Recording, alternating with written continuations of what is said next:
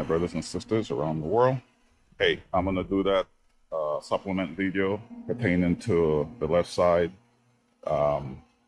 cut-in with only RTK and front bumper as navigation aids. No obstacle detection. So let's just get it cut, see what's what, and then see what the difference is between using AI vision and LiDAR versus just RTK positioning and front bumper for safety. All right, let's get into the cut.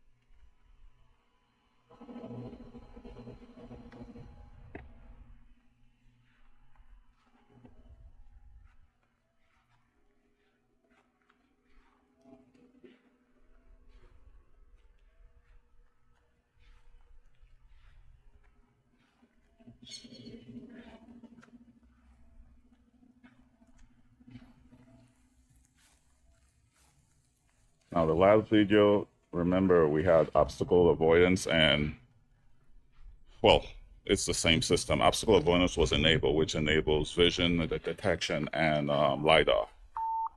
With this, obstacle avoidance and vision, or AI vision and LiDAR has been disabled.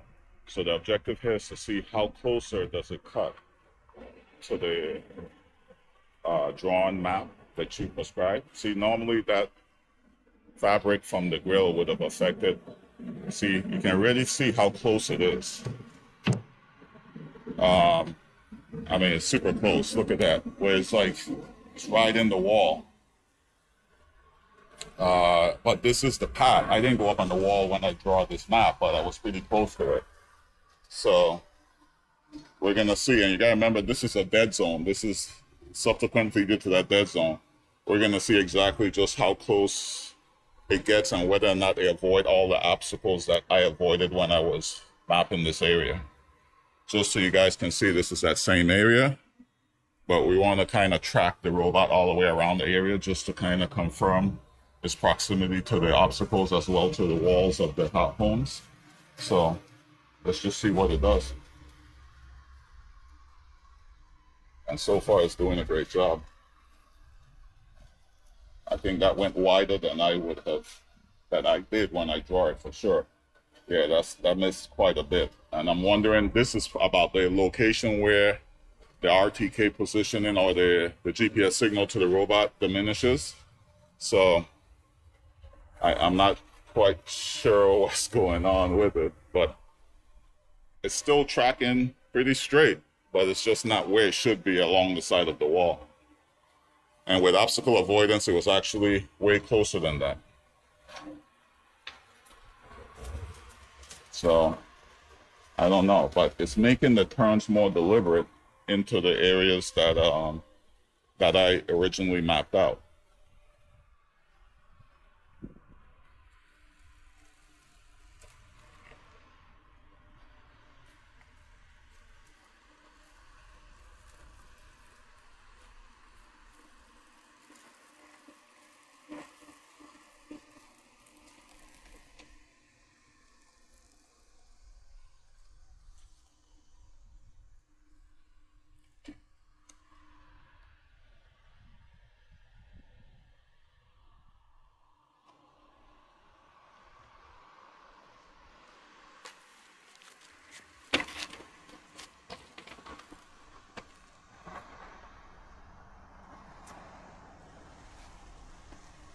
So now in this area, there's GPS connection, I mean, signal strength. So I'm sure it's gonna drive very accurate to where I had it when I mapped, and it's fairly accurate. I was a little more on the concrete, I think, but it's close to, I mean, the blades are over the edge, and that's what I want to accomplish.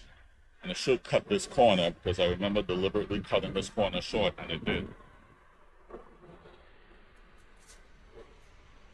So this is very accurate for where I would be, or where I was when I originally did this. So, but I was along the side of the wall there. See how it already started to miss this obstacle, which was this drain port. See, it's very weird. In some scenarios, it's dead on. Here it made contact with the wall. But wow, it's not stopping and it's hitting. Oh, it's hitting the edge. It's not hitting the safety bumper. So this is tearing up the bumper and it's not correcting. Yeah, so he's trying to almost push through the wall, so to speak. And I wonder if it's because I'm blocking some of the signal coming to the GPS from that direction. So let me come to the front since it can't detect it. See if it gets any better. Yeah, it's dragging that bumper against the wall. I should stop it, but I'm doing this for you guys. I wanted to see if it fixes itself. But it's not hitting the, you can see, it's not hitting the actual safety switch. Now it does that. So it was dragging along that, and that didn't tell it that it stopped. Okay, so it just missed the whole spot there by driving forward. But it's still trying to push through the wall, you see?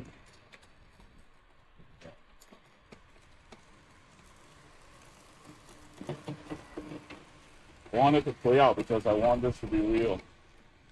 I want this to be real pertaining to what you can do. I mean, still not, this is not effective. See, now let's see if it hits this. I got to be ready. I don't want to break the drain apart.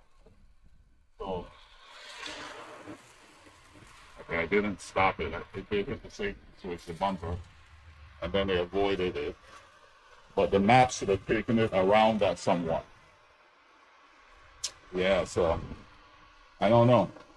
I did this once before and it performed a lot better. And I don't know why it's not performing well this time. See, so it varies. These varying results is what I don't like, you know, with any of these robots. So that's what I was expect right there, just the way it is right now. You see, this is what it did before. And so, as you can see, this is what I did when I mapped this area. But now it missed this wall. It's a lot of abuse, but those things are designed for that reason, so I'm not gonna fret it. Look how it teared up that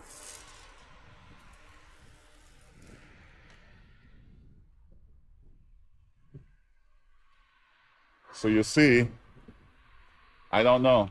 I misspoke when I said in the first video that it needs to be more accurate with mapping the edge or cutting the edge when RTK and when the RTK and GPS signal is being used independent of obstacle avoidance. However, I think it might have just been a fluke that it had good signal to the GPS, I mean, for the robot's GPS, and it was very accurate. I mean, don't get me wrong, it still holds a true line, a straight line. It's not the swerving thing you see in some instances, and some robots, Yago being one of those, fade-in lines and all those stuff because the robot itself is not actually holding a straight direction. But as you can see, it's tracking true to the previous line. And then it makes an adjustment for the where it should have done a avoidance move. So, but I'm not impressed about that run along the side of the house of my neighbor's house. It scraped the entire wall, basically the whole length of the house, and that's poor. That's bad. I'm not liking that. And I'm telling you guys from experience, I actually did this once before and it did way better. So a storm is coming in, so maybe it's a GPS availability in the area at this particular time is lower than it was when I did the original video pertaining to, not a video, I didn't do a video, but I did that original test pertaining to just using the RTK and GPS navigation versus AI vision and LiDAR. But I don't know. At this point, I think I have to go back to AI vision and LiDAR because even though it might swing a little wide in some instances, I think it's more accurate to its position without, like you said, trying to push through the wall or hidden obstacles that it should technically be navigating around. And the fact that it's not navigating around those obstacles, I think that has a lot to do with the GPS signal strength in between the houses. I'll tell you right now, I know it's that. It's just a bad GPS signal strength. I can tell you for a fact that's what it is. Because the RTK is net RTK, the iNavi, and I tested the strength and it's excellent in between the houses. So the 4G is okay, but the problem is the robot's GPS strength is what I think is a conflict. So I have this area for two laps, and the second lap isn't too bad. The second lap is actually more where the first lap should have been. If you see this.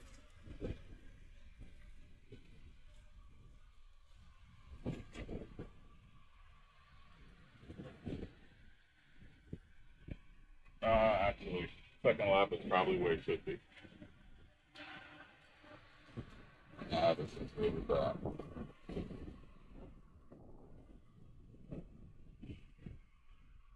And it missed a lot because of the angle it was at, and the robot itself didn't sense any strain on the motors. It should have detected that there was added load on the motors when it was trying to put through the wall and self-correct, even though the bumper wasn't being depressed. It was just the guide on the side of the bumper that was being scraped along the side of the wall. So I don't know. I almost feel like I want to retest this, but I want to give you guys real world, so I'm not gonna not show you what this has or what this did. But I need to retest it to see if it was due to the time of day, because right now it's about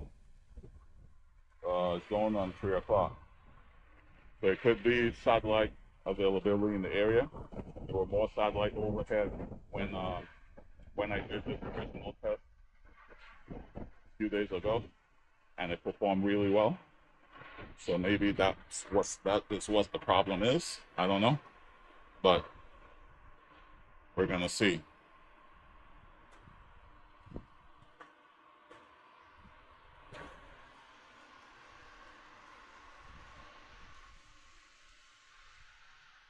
And then we're also going to see if it goes back and try to correct some of those areas. I don't have the map up right now to see what it missed. I'm just focusing on getting the close shots for you guys to be able to see how the robot is navigating the space. But again, it's doing well. So this is where it started the second. So I think it's going to change. The second lap is about there is where it starts. So now I think it's just going to start doing the stripes, the straight parallel line. And we'll step back so to kind of see how straight it's tracking. How true. And you can see it's tracking pretty good. I just made a correction change there. I don't know if that has anything to do with GPS or let's go up, let's go to it and see what it's doing.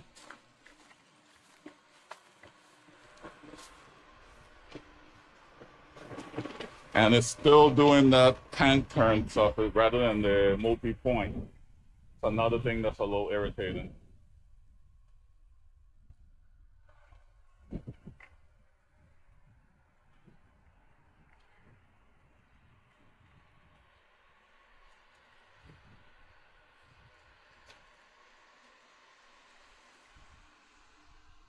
But it's tracking pretty straight. But whether or not it's on true course or this course is due to the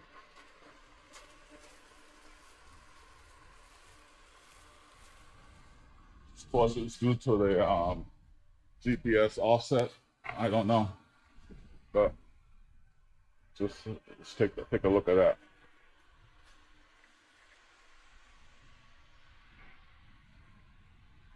It looks pretty straight to me. They should turn at the turn point and head back down on a parallel line. Remember, we're only using RTK and GPS positioning.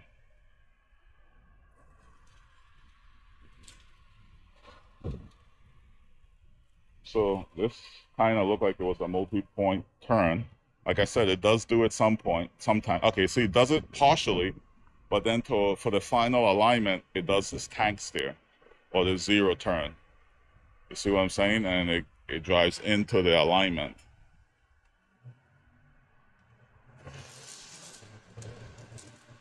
I have the spacing set at 9 inches. But I'm seeing some movement on its well, I think it's literally, if you look at it, it looks like it's literally just following the line, the previous line. So whatever it did on the previous line is just adjusting accordingly. I'm staying back to kind of let you see a perspective on the lines, so you can make a determination whether you think it's tracking true or not. But like I said, see, it made that drastic turn or adjustment there. And that wouldn't even be aligned with the condensation line that's across from it. So I think the whole positioning is off. I mean, I might be wrong. Maybe it's just signal reference is why it did that. Remember, it has no vision and it has no LiDAR to kind of tell it where it's at outside the straight GPS and RTK positioning. That's all it's working on right now. Now, okay, I can say one to say two. Considering what the Yabo was doing, the Yabo would already stop and say waiting on GPS positioning. This robot hasn't stopped. This robot is still mowing and is cutting. Even though the edges wasn't as perfectly aligned as I've seen before, it's still cutting. And that on its own is satisfactory to me. I don't care that it scraped the wall. It's plastic on concrete, but I'm okay with that. That doesn't create damage, and the bumper allows for that flex. I wish it would be smart enough to know that, wait, I'm pushing way more load than I should on a straight track, and make an adjustment according to that load, even though it doesn't have no sensory input from the bumper, because the white part of the bumper, which is relative to the collision sensor, wasn't being depressed. It was only the wedges on the side of that bumper that was scraping along the wall, as you guys saw in the video.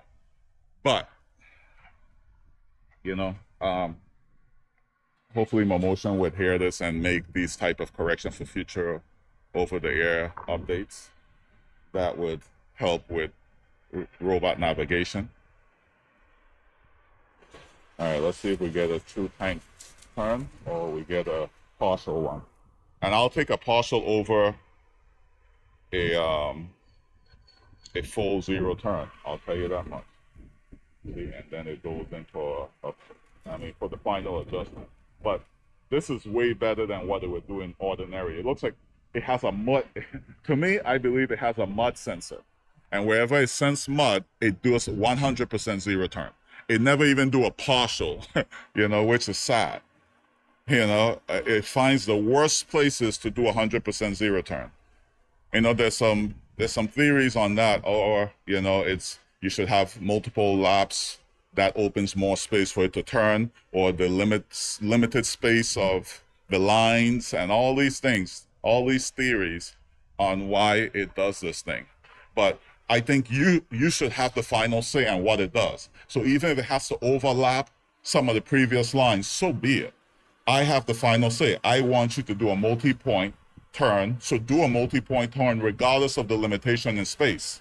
because this happens whether it's doing under these conditions where it's RTK GPS only, or it's obstacle avoidance fully enabled, whether it's moderate or what do you call sensitive, you know? So, but as you can see, guys, and I showed you in the previous video, the signal strength between these houses are bad.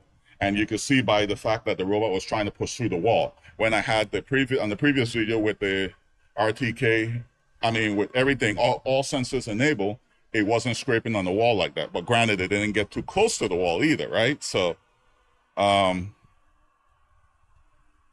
you know, but at the same time, it was close enough. But with no sensors such as LiDAR and AI vision, see, that was a full zero turn right there. A full zero turn, you know? And why? All this space is mapped that you see here. All this space right here is mapped, even part of the concrete. It could have just made the adjustment, and even if you overlap. So, Mammotion, you need to allow us to have the final say. If you give us the option for zero turn, it should be 100% zero turn. If you give us the option for multi-point, it should be 100% multi-point. That liability needs to be on me, not you, because you don't know my lawn condition. You don't know the circumstances around why I needed to do what it does. And you don't pay for my grass. You don't pay for my sod replacement. So you should abide by my wishes, hence why you give me parameters, hence why you give me settings, so I can make choices that's best suited for my condition. So I beg you, let us have what we want, because I know what I need. So you guys can see the lines are pretty good, right? It's doing a good job on the lines, even though the signal sucks between these houses. And like I said, I said these subsequent videos for the no sensor runs, I wasn't gonna do show proof and all that stuff, because the previous video showed what the signal strengths and all that stuff was. This one was just to show you what it does without the AI vision and the LiDAR components enabled. And again, I almost wish I did have some Yarbo videos to show you how bad Yarbo traversed this space. And maybe I do, I'll look it up, but I'm sure I don't, because I was so, it's very sad. I was so disappointed in the solution that I felt like I didn't want to even have, take the time to videotape, but, or video. So anyway, so yeah, even though the edging wasn't all that great, or the boundaries, cutting the boundaries wasn't all that great, cutting the body of the space, it's very decent, considering you can see the lines. They're very true to each pass, and I just have a little more work to do when I do the trimming, and that's okay.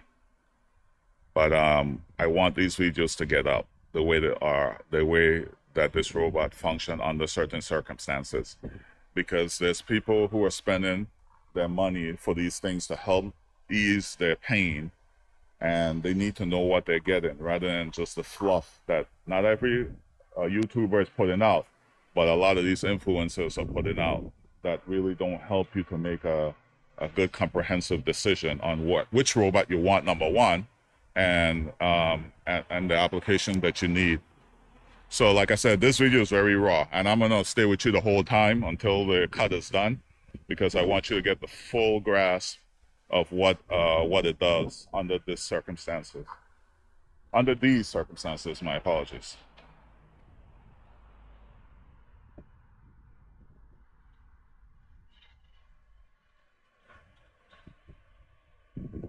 Again, for those just joining this, we have no vision and no LiDAR enabled on this current mow.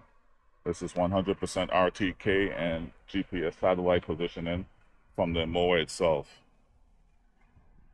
All right, so one of the things we're interested in, I'm not even going to fast forward this guy. I want you to see the full cut in its true nature. I want to see what it does to clean up if it knows what it missed. I haven't looked at my phone to see the map. I'm just recording. I want to see what it does to clean up along the edge on the initial boundary passes to see if it makes any concession for what it was doing. I don't think it would have, because I think it thought it was right up against the edge. So I think it probably record those cut as perfect, but we'll see. I think it did all the parallel runs, so I think it's probably now doing some cleanup work. So let's stay close to it and track it so we can kind of know. I think it's about to do the final parallel run. Yeah, maybe it has one more.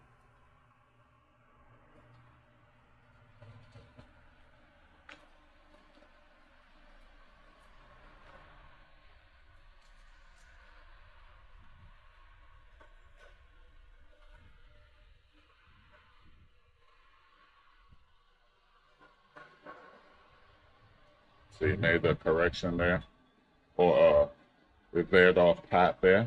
For what reason? I can't tell you. But maybe it's just based on the previous boundary lapse, because it did make some course correction on the boundaries. So maybe it's just following that to kind of keep the space in. So it swerved into that correction in the previous run. Let's go up here towards this drain line to see if no, it stayed true. It didn't make no correction, and this is the one where it actually hit the drain line. So yeah, I mean, guys, it is what it is. And I'm sure I can shoot this video again at a different time, and I'll get a different result. That's the part I don't like. I don't like inconsistency. If it's bad, let it be bad all the time. And you know what? That's the one thing Yabo got right. Between these houses, Yabo was bad. I mean, 100% of the time. It never gave me no false illusion that it's working, and then the next day it didn't work. It was just bad all the time, which was frustrating, but I accepted it because I realized that it's just too much robot for the space. This is probably 10 to 12, 10 feet from wall to wall. I haven't measured, but I think my boundary is at 5. See, so this is what I wanted. I cut a little closer, but at least here it you know, that big correction it made earlier, it cut straight through there with a stripe or with a parallel line, which is good. I'm hoping it makes some more parallel lines closer to the wall. At least it cut down some of these missed areas, you know. You can see up along the wall, that's like almost an entire robot width. No, half the robot. So I'm hoping it does something. One more run parallel would be great. And so it knows something is here based on, I guess, its map. I picked that the last time when it came through as well, but a lot more gentle this time.